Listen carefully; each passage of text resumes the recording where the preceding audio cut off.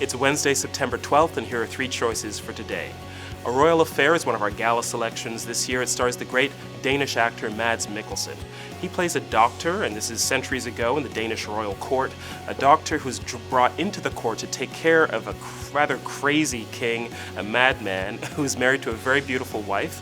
And Mads Mikkelsen, as the doctor, comes into the royal court, falls in love with the wife, and of course bad things start to happen. They have a torrid affair, all behind the king's back. He finds out at some point, of course, and this leads to quite a dangerous love triangle, especially for the doctor.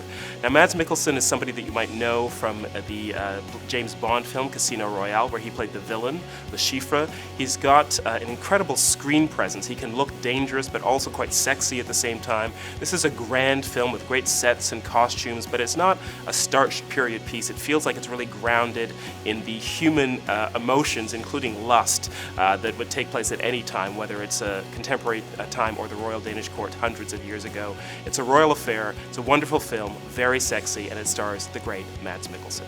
Rhino Season is the new film from Bahman Gabadi, the Iranian filmmaker who made Turtles Can Fly. This is a film that he made in exile. The conditions in Iran right now are not great for filmmakers. Filmmakers like Jafar Panahi are actually under house arrest right now and are not allowed to make films. So Gabadi has made this film in Turkey. He shoots it mostly in Istanbul, but it's very much connected to Iran. It's the story of an Iranian former political prisoner who gets out of prison after 10 years in very harsh confinement and has only one thing on his mind, and that is to find his wife. She's played by the great Italian actress Monica Bellucci. So you've got an Iranian director working with one of the great Iranian stars, but shooting in Istanbul with all of the character and the atmosphere that that city provides, and with a great Italian star playing his wife. Beautiful story, very atmospheric, very beautifully shot, but a story that I think reflects the political conditions right now of Iranian filmmakers, even though he's not allowed to shoot in Iran. That's Rhino Season. The Suicide Shop is a French film from director Patrice Leconte. This is an animated film, and it's quite an edgy film as well. The premise is that there is a shop somewhere in Paris, and this is decades ago. It has a feel of the 19th century, where people sell the implements of suicide.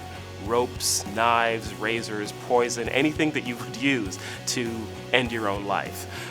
This is actually kind of a dark comedy in a way, and so what happens with the story is the family that runs this boutique that sells implements of suicide gives birth to a young son who happens to not share their interests at all. He's very happy, he's very optimistic, he's smiling and laughing and playing all the time. He's not interested in death or suicide at all. So you have this conflict between these rather dark, macabre parents who really take pleasure in helping people end their lives, and their little boy who's just running around wanting to have a good time. It's a fun film. It's a film that I think makes some audiences uncomfortable because the subject of suicide is quite a serious one, but this French animated film really has fun with it in a strange way. I think it's for people who will really enjoy a good dark comedy. That's Suicide Shop.